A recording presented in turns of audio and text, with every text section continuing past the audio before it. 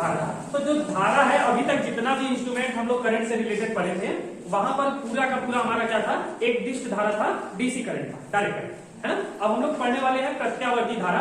प्रत्यावर्ती धारा क्या होता है, एक ऐसा करंट या तो एक ऐसा वोल्टेज, है ना, प्रत्यावर्ती धारा कहें या तो प्रत्यावर्ती विभव है, एक ऐसा विभव जो समय के साथ परिवर्तित हो तथा उसका शिखर मान या तो निम्न मान, है ना, एक निश्चित समय अंतराल के साथ, इसमें कोई रेजिस्टेंस लगा है, कुछ भी लगा हो, है ना, इसमें हमने क्या कर दिया, एक करंट को हमने फ्लो करा, यहाँ पे करंट फ्लो करा, वो कैसा हमने लगाया है, कोई भी एक हमने वोल्टेज दे दिया है, मान लेते हैं बैटरी दे दिया है, तो एकदम डायरेक्ट करंट बहेगा, डीसी बहेगा, है ना, कुछ एम्पियर का करंट यहाँ पे बह रहा है। लेकिन अगर हम इसमें ध्यान से देखो, हमने इसमें क्या कर दिया, एक वेरिएबल करने के लिए एक रियोस्टेंट लगा दिए और हम इसमें क्या करें, करंट का मान परिवर्तित करें, क्या करें, करंट का मान परिवर्तित करें। भैया अगर इसमें 1 एम्पियर धारा 10 एम्पियर धारा प्रवाहित हो रहा है तो वो एक कांस्टेंट धारा जा रहा है, जिसको हम लोग डिस्ट धारा कहते हैं, है ना, डीसी कहते हैं।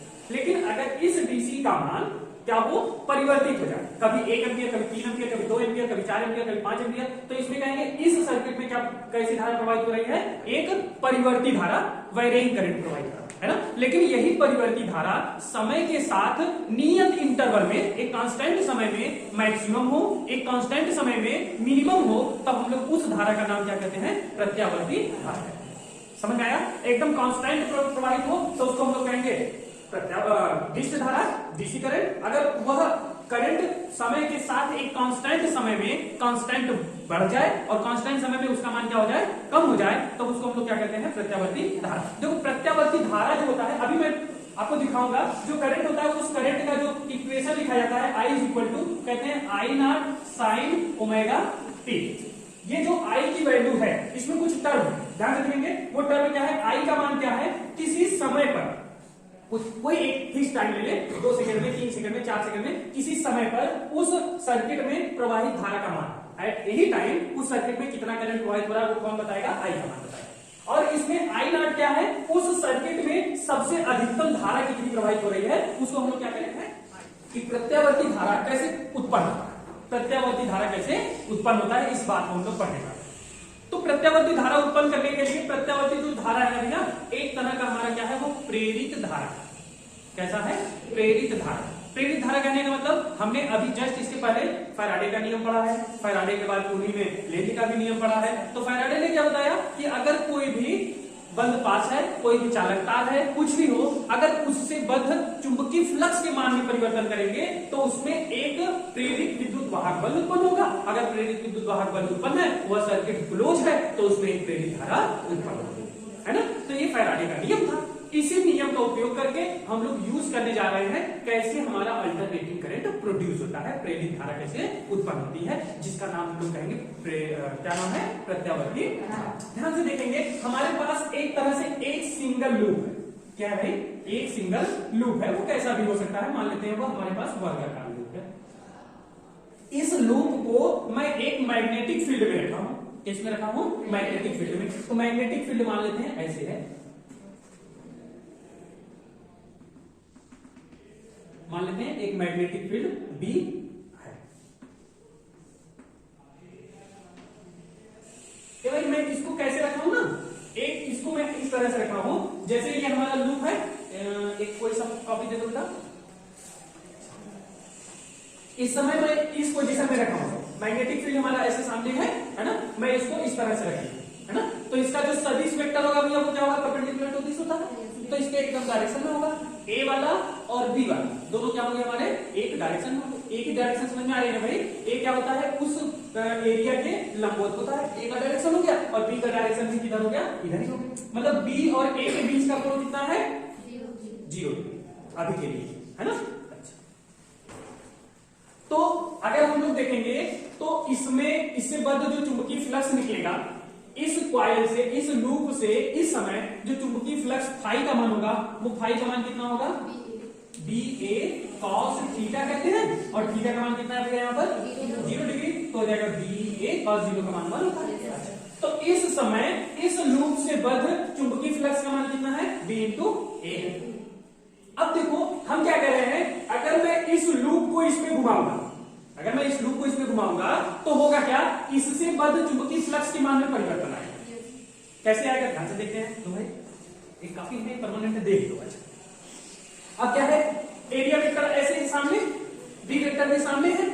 अगर मैं इस एरिया वेक्टर की वैल्यू चेंज करूंगा, एरिया वेक्टर की वैल्यू चेंज करूंगा, तो इससे फ्लक्स का मान चेंज होगा। अब भाई इस एरिया का मान नहीं चेंज करा, अगर डायरेक्शन चेंज होगा तो यहाँ पे फाई का मान चेंज होगा। देखो ए का मान यहाँ से एक आप काल्पनिक अपने मन में मान लो, यहाँ पे एक पेन गड़ा होगा, पेन है ना, तो देखो बी हमारा ऐसे है, ए का मान जैसे जैसे मैं इसको घुमाऊंगा तो ए भी हमारा ऐसे घूमेगा, ए घूमेगा, तो बी इंटू ए और बी के बीच में थीटा का मान बदलेगा, बदल रहा है, सबको दिख रहा है, ए का मान बदलेगा, तो जैसे जैसे थीटा का मान बदलेगा तो फाई का मान भी क्या होगा। मान लेते हैं एट एनी टाइम, किसी समय पर यह हमारा ऐसे हो जाता है, तो इस समय अभी जब ऐसे था तो सबसे ज्यादा मैग्नेटिक फील्ड इससे होकर के जा रहे थे, जब ऐसे हो गया तो मैग्नेटिक फील्ड का मान लगभग 0 हो गया।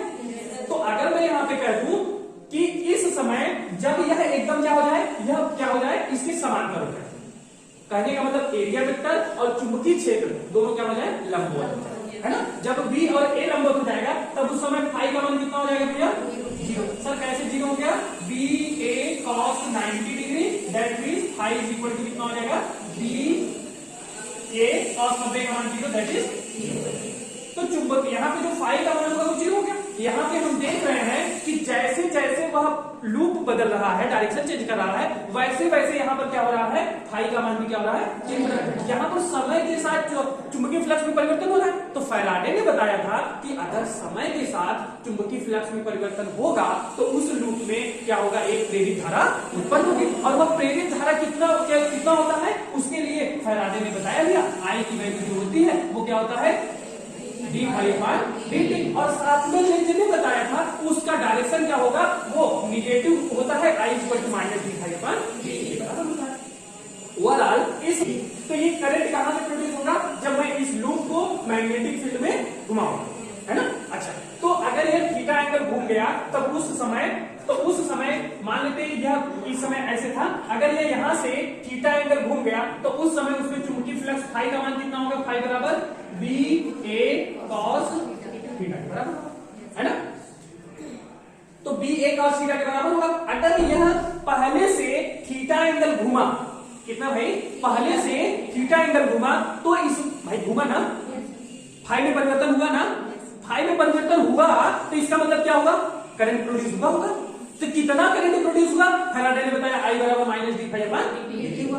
तो कितना आया, आई का मान उसको देख लेते हैं, इसको क्या करते हैं, टी के सापेक्ष क्या कर देते हैं, डिफरेंशिएट कर देते हैं, है ना। तो देखेंगे कितना हो जाएगा, आई बराबर माइनस डी फाई का मान कितना है, बी ए cos थीटा, और कितना है dt। ए भाई यहाँ पर जो मैग्नीट्यूड ऑफ एरिया है वो तो कांस्टेंट है, ए की वैल्यू कांस्टेंट है, और जितना भी मैग्नेटिक फील्ड हमने दिया है वो भी कांस्टेंट है, दैट मीन बी और ए क्या है हमारा, कांस्टेंट है, तो माइनस बी ए। अच्छा, cos थीटा है ना, क्या है हमारा cos थीटा, तो cos थीटा का डिफरेंशिएशन होता है कितना, माइनस साइन थीटा, और साथ में क्या बचा है भैया, थीटा, तो थीटा का डिफरेंशिएशन हो जाएगा डी थीटा अपान dt। समझ में आया। अच्छा, तो यहां पर हो गया i is equal to minus b a, ये माइनस माइनस प्लस हो जाएगा। अच्छा, b a sine theta d theta upon ये टर्म मिल गया। अच्छा, अब थोड़ा सा देखेंगे, ये सब डी थीटा अपान dt बचा, तो इस थीटा को मैं टर्म बदल रहा हूं टी के टर्म, किसके टर्म में भैया, टी के टर्म, थीटा को मैं टी के टर्म में बदल रहा हूं। ध्यान से देखिए, मैं कह रहा हूं यह लूप जो है कैसा घूम रहा है, एंगुलर वेलोसिटी से घूम रहा है, कुछ कोण पर कोई ऐसे अपने अक्ष पर घूम रहा होगा, है ना। अगर वो सीधे जा रहा होता तो उसका कुछ लीनियर वेलोसिटी होता, यहाँ पे अपने अक्ष पर घूम रहा है तो इसका कोणीय वेग होगा। मान लेते हैं यह लूप जो है कितने कोणीय वेग से घूम रहा है, ओमेगा। अच्छा भाई ध्यान से देखो, थोड़ा सा ना आप लोग को समझाना दिक्कत हो जाएगी, क्योंकि हाई इंटर हम लोग बढ़िया से नहीं पढ़े इसको। देखो पेन मान लीजिए सामने, ओमेगा कोणीय वेग से घूम रहा है, कोणीय वेग से घूम रहा है, तो जो थीटा का मान होगा, देखो अगर कोई भी कण ऐसे कोणीय वेग किसी भी वृत्ताकार पथ पर ओमेगा कोणीय वेग से घूम रहा है, ओमेगा कोणीय वेग से घूम रहा है, तो किसी समय टी समय बाद उसका विस्थापन कितना होगा, उसको हम लोग एंगल में दिखाते हैं, थीटा बराबर दिखाते हैं। तो कोणीय वेग बराबर होता है, ओमेगा बराबर होता है कितना कोण चला बटा कितना समय। तो जो यहाँ पर जितना एंगल डिस्प्लेस होगा, थीटा का मान जितना डिस्प्लेस होगा, तो थीटा की वैल्यू कितना होगा, थीटा बराबर ओमेगा टी के बराबर। तो यहाँ पर हम थीटा की जगह कितनी वैल्यू पुट कर सकते हैं, ओमेगा टी। भाई ध्यान से देखो, यहाँ पे कांस्टेंट क्या है, मैं एक कांस्टेंट एंगुलर वेलोसिटी से इसको रोटेट कर रहा हूं। कितने से? एक कांस्टेंट। यहाँ पे ओमेगा की वैल्यू क्या है? कांस्टेंट। समय के साथ क्या है, जैसे मान लेते हैं उसको मैंने 10 रेडियन प्रति सेकंड से घुमाया, तो ओमेगा की वैल्यू हमेशा क्या रहेगा वहां पर? कांस्टेंट। बात समझ आया? ओमेगा वाला टर्म कोई दिक्कत परेशानी? भैया फिर से समझ लो, ये ओमेगा क्या है, मैं इसको एक कांस्टेंट वेलोसिटी से घुमा रहा हूं। कोई पार्टिकल एक कांस्टेंट वेलोसिटी से सीधे जा रहा है, मतलब उसका समान समय में चली गई दूरी समान है, अगर एक ही वेग से चल रहा है। अच्छा, अगर वो कहीं एंगुलर वेलोसिटी से ऐसे घूम रहा है, कोई चीज मतलब एक समान एंगुलर वेलोसिटी से घूम रहा है, तो इसका मतलब क्या है कि उसके द्वारा चला गया जो एंगल होगा, जैसे ये कह दिए कि एक समान कोणीय वेग से घूम रहा है ना, तो अगर एक सेकंड में उसने 50 डिग्री चला, तो अगले एक सेकंड में भी वो कितना चलेगा? 50, है ना। तो ओमेगा का मान यहाँ पे क्या है? कांस्टेंट है। कोणीय वेग क्या है यहाँ पर? कांस्टेंट। तो ओमेगा बराबर इतना है, तो कितना विस्थापन होगा टी समय में, उसके द्वारा विस्थापन कितना होगा? थीटा बराबर ओमेगा इंटू टी के बराबर। समझ में आया? तो यहाँ पे थीटा की जगह हम लोग कितना रख सकते हैं? Omega into T. आपके बुक में आप जब देखोगे तो यहीं पर उसने थीटा की जगह ओमेगा टी रख करके डायरेक्ट पुट कर दिया, है ना, ताकि मैं आपको कोणीय विस्थापन को समझा सकूं, इसलिए मैंने वहां पर डायरेक्ट पुट नहीं किया। समझ में आया ना? अच्छा, तो देखो I इज इक्वल टू कितना हो जाएगा? B a sine omega, theta की जगह कितना रखेंगे भैया? ओमेगा टी, और यहां पर भी रखेंगे कितना हो जाएगा? डी ओमेगा टी अपान कितना हो जाएगा भाई? डी। और आगे इसको सॉल्व कर लिए तो I इज इक्वल टू कितना हो गया? B a sign omega T, और इसका जब अवकलन करेंगे तो ओमेगा तो कांस्टेंट है, बचाएगा कितना? D T upon D T, तो डी टी से डी टी कैंसिल आउट, मतलब कितना बचेगा? केवल ओमेगा। इस ओमेगा को मैं आगे लिख दूं तो आई बराबर हो गया बी ए ओमेगा साइन ओमेगा टी। ये आई की वैल्यू होगा एट एनी टाइम टी पर, किसी समय टी पर ये आई का मान होगा। आई बराबर कितना होगा? बी ए ओमेगा साइन ओमेगा टी।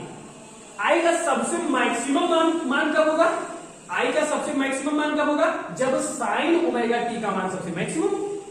अच्छा, साइन ओमेगा टी का मान कितने से वेरी करता है भैया? 0 से लेकर के 1 तक, है ना। तो जब साइन थीटा का मान सबसे मैक्सिमम हो, और मैक्सिमम मान कितना होता है साइन थीटा का? 1 होता है। साइन थीटा का सबसे मैक्सिमम मान कितना होता है? 1 होता है। साइन थीटा का सबसे मैक्सिमम मान 1 होता है। अगर मैं यहाँ पे 1 रख दूं तो आई का मान सबसे मैक्सिमम कितना होगा? बी ए ओमेगा, है ना। तो आई का सबसे मैक्सिमम मान कितना होगा? आई मैक्स बराबर बी ए ओमेगा के बराबर।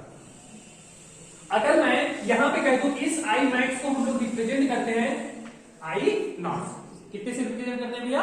आई नॉट से। तो यहां पर इस इक्वेशन को हम फर्दर रिड्यूस करके लिख सकते हैं i is equal to i naught sine omega T.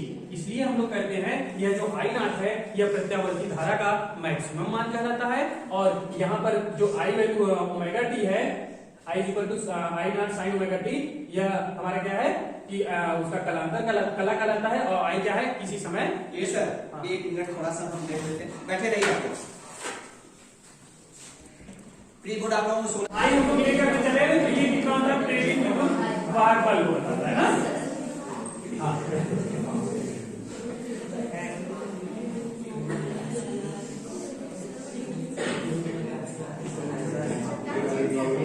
वो प्रेरित विद्युत वाहक बल के लिए बताया था ना। आई की वैल्यू, आई कितना होता है? जैसे हम लोग जानते हैं आई बराबर कितना होता है भैया? B upon R. और अगर प्रेरित विद्युत वाहक बल ई है तो यहां पर हम क्या करें? पूरे में आर से डिवाइड कर दें, कितना हो जाएगा? E upon r is equal to e naught upon r sine omega t. तो आई की वैल्यू कितनी हो जाएगी? आई बराबर i naught sine omega t के बराबर। अगर कोई भी सर्किट है, कोई भी हमारा यहाँ पर इस तरह से ओमेगा कोणीय वेग से घूम रहा है, तो उसमें उत्पन्न धारा का मान होगा आई बराबर i naught sine omega t के बराबर। मैं एक ग्राफ के रूप में आपको थोड़ा सा समझा दूं कि वह ग्राफ क्या है, जिसमें आई और ओमेगा टी के बीच खींचा गया है, ई और ओमेगा टी के बीच खींचा गया है, जिसमें आई नॉट जो है वो आई का शिखर मान है और ई नॉट जो है वो ई का शिखर मान है।